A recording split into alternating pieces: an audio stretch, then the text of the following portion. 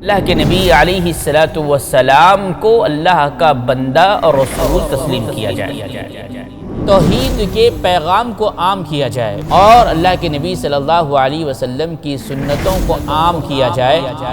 زندگی کے ہر شعبے کے اندر، عبادات کا معاملہ ہو، عقائد کا معاملہ ہو، اخلاقیات کا معاملہ ہو، تجارت کا معاملہ ہو، لین دین کا معاملہ ہو، ایک مسلمان کو بے حد ضروری اور لازم ہے کہ اللہ کے نبی صلی اللہ علیہ وسلم کے اسوے کو اپنائے۔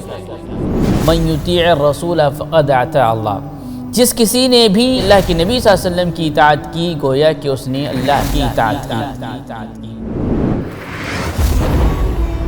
زندگی کے ہر شعبے میں محمد صلی اللہ علیہ وسلم کے اسوے پر عمل ضروری ہے۔ دیکھیے پروگرام نبی صلی اللہ علیہ وسلم کے حقوق شیخ حافظ اسماعیل حدیثی جامعی کے ساتھ،